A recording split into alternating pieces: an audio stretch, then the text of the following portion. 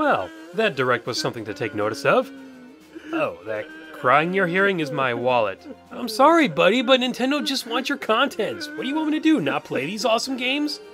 Now, there was a lot to go through in the about 46 minutes of pure money-making presentation, so let's start with the one that left people wondering what it was for the first 20 seconds or so. Some samurai shogun warriors? Yeah, confused. Oh, I'm getting a Fire Emblem vibe. Now I have no idea what's going on.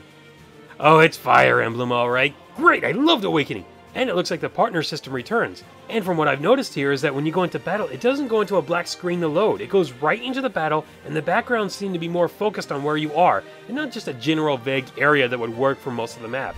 Which is pretty cool. Updating the visuals and load times, now that's a nice thing to see for starters. Not much else was shown, but it's Fire Emblem, and that's enough for me for now. Puzzles, puzzles, and more puzzles. I don't think I care about these enough to actually go into them. Hey, you can download Wii games! Cool! Half off the first week? Oh, I have to download the Metroid Prime Trilogy. Also, I have to say, Nintendo, could you do something about updating the Wii part of the Wii U to also use the Pro Controller? It's a good controller, but it's only good for the Wii U side. The classic controller works for both sides, it's cheaper, and I can't find it anywhere. Please put these back on the market, or update it so the GameCube controller also works for more than just Smash as well. But moving on, Kirby was stuff that was already talked about earlier, even the amiibo support for it, so there's not much to go over. Although they did show new amiibos that I'll have to pre-order as soon as it becomes available, because I'd like to get the Robin, Pac-Man, Ness, and Charizard ones. Another new amiibo set is coming out based on more of the Mario series, with Toad being the only new one, but since amiibo that needs save data for games can only be used for one time, I can almost see the reason for having two different versions, in case you didn't want to erase your data, you know? So Smash Mario amiibo for Smash and regular Mario for Mario Party 10. In some ways it makes more sense than buying Smash Mario version twice and feeling like you're getting two different amiibos of the same character. Still, I don't like how the Wii U doesn't have a mode where you can store and transfer your amiibo data so you don't have to do that in the first place. Amiibo options are there in the Wii U, but it's only check it, erase it, or reset it. Well, at least now you don't have to be playable in Smash to have an amiibo. Now give me a Star Fox amiibo set so my wallet can cry harder! Splatoon, also known as my most hyped game so far for this year. You heard me, yeah, Zelda's gonna be fantastic, Xenoblade Chronicles X will suck up my time, and a new Star Fox game just existing sends chills down my spine. But Splatoon is something completely new and something that I've kinda asked for a very long time. So why shouldn't I be excited for it? Colorful, imaginative, creative, single-player and multiplayer modes, and now your clothes do something. Okay, I look forward to its release in May, and I hope it sells very well. Here's to a Splatoon DLC pack for Smash to help that. Hyrule Warriors DLC pack based on Majora's Mask? Oh no, not Tingle! At least Young Link looks cool insofar as two masks, the Fierce Deity mask and the Keaton mask. No idea what he does with the Keaton mask, but it's easy to see what the FD mask does. Also more costumes and another adventure mode map, which I'll admit is the best part of the game. However, this isn't something I plan to get, so I'm going to move on.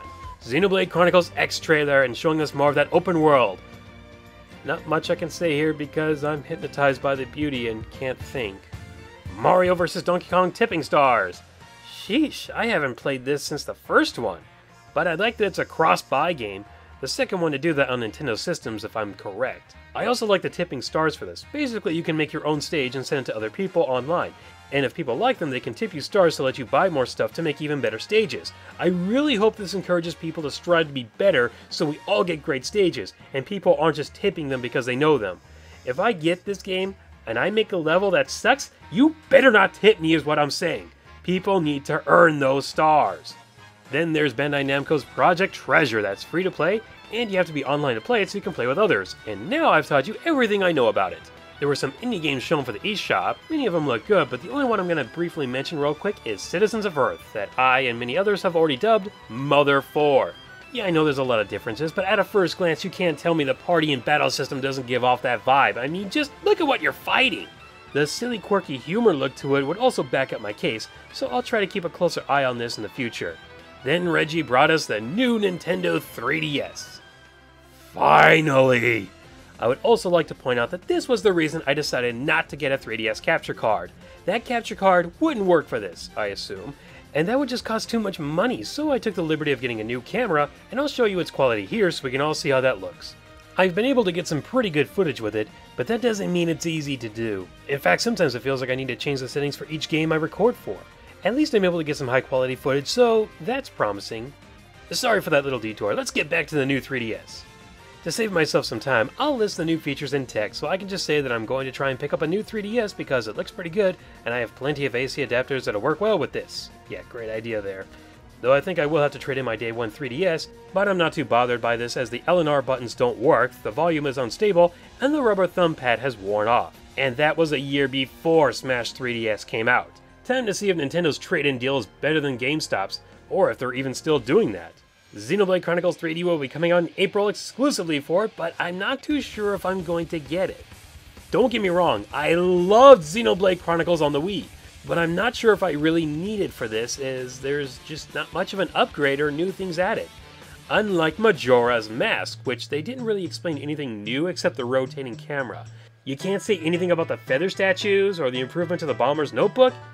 Is there going to be a direct just for this? Calling it now! About a week before it comes out, they'll hold a small direct for it. Also, it seems that the feather statues weren't in the Japanese demo, but there were more owl statues, and in the demo, these were the only way you could save. For some reason, I don't know why that would be in the demo. At this point, I don't know what to believe, so I'll just wait for that inevitable direct. Codename Steam gets Fire Emblem amiibo support, and holy crap, Marth speaks in English! And even more shocking, they said they will put more Marth amiibos out there later in the year. I really hope it's a figure and not that card thing they thought about doing. Codename Steam just got a little more notice in my book, but it's still not there as something I want right away. Ironfall looks pretty cool, but I'm gonna put it in the same boat as Codename Steam for now. Monster Hunter 4 Ultimate, just come out so I can stop hearing you come up in these directs, okay? Oh, you are coming out soon, and with a bundle for the new 3DS. Okay, good, and Majora's Mask new 3DS is already sold out even though it doesn't come with the game. And way to advertise Codename Steam again by offering a pin for those who pre-order it. No, do it for Splatoon! Make people throw money at it, please! So, how do I feel about this Direct? Well, I actually liked it. I like how Nintendo is starting these off with new games, or at least games we want to see. There was a lot more content here, quite a lot of it really, but it would take way too long for me to go over every inch of it. So, here's what I'm looking forward to just based on what was shown in this Direct alone, and not some of the other games like Zelda U and Star Fox. Splatoon is #1 on my list of I can't wait to play this.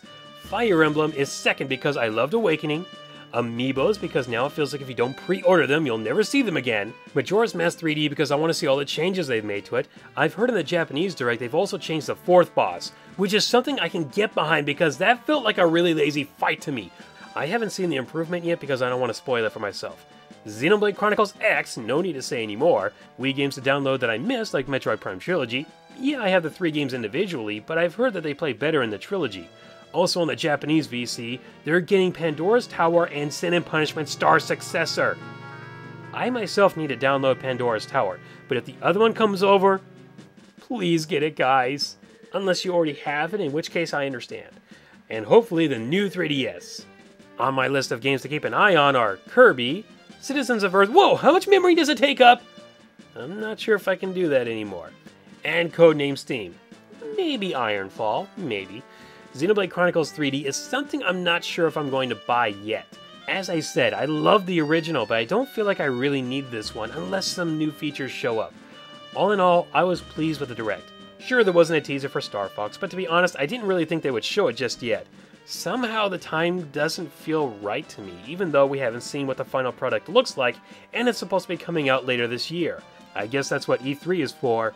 If they show it before then, I'll be surprised. So, what did you guys think about the Direct? Loved it, disappointed with it, neutral with it, or confused about it? Let me know in the comments, and I'll see you guys later.